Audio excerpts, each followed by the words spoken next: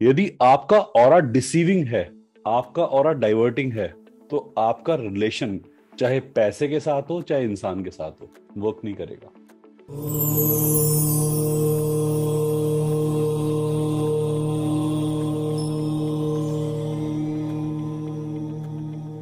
Marriage के लिए healing.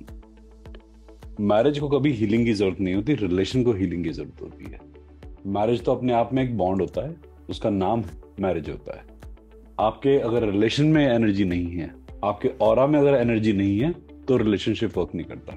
कोई भी मैरिज तब फेल होती है या उसमें तब डिस्टेंस आता है जब दो लोगों का ऑरा और उनकी चॉइसेस अलग अलग होती है। जब उनका ऑरा सेग्रीगेट होना शुरू होता है, सेपरेट होना शुरू होता है, आपस में इन ट्यून नहीं रहता, इन सिंक नहीं रहता, तब उनकी मैरिज सेग्रीगेट होती है, सेपरेट होती है। और अदरवाइज कोई भी रिलेशन आपका वर्क कर सकता है।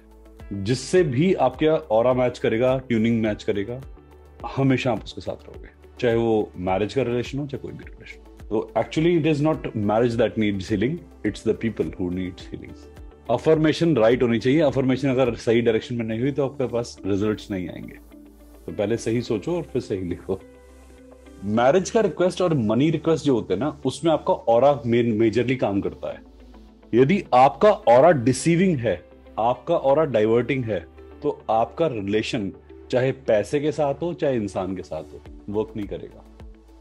मैरिज और मनी दोनों वर्क करते हैं स्ट्रॉन्ग ऑरा के साथ। इसीलिए हमेशा जितने बड़े बड़े इंडस्ट्रियलिस्ट है ना, वो अपने ऑरा बिल्डिंग टेक्निक्स काफी यूज करते हैं, ऑरा एनहेंसमेंट टेक्निक यूज करते हैं। वो फिजिकल फिटनेस को इतना प्रमोट नहीं करते जितना ऑरा प्रमोशन को प्रमोट करते हैं।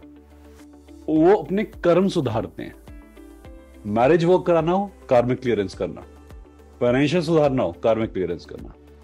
क्योंकि दो रिलेशंस बड़े जबरदस्त हैं जो वीनस पे डिपेंडेंट होते हैं। वीनस तभी लाइफ में आता है जब ऑरा स्ट्रांग होता है इंसान का। ये की पॉइंटर है, इसे याद रखना हमेशा। वीनस कभी वीक ऑरा के पास नहीं आता।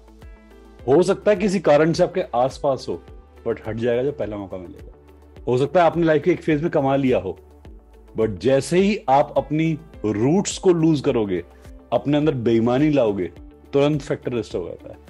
वीनस काफी स्ट्रांग चीज है, जो स्ट्रांग लोगों के साथ ही रहता है।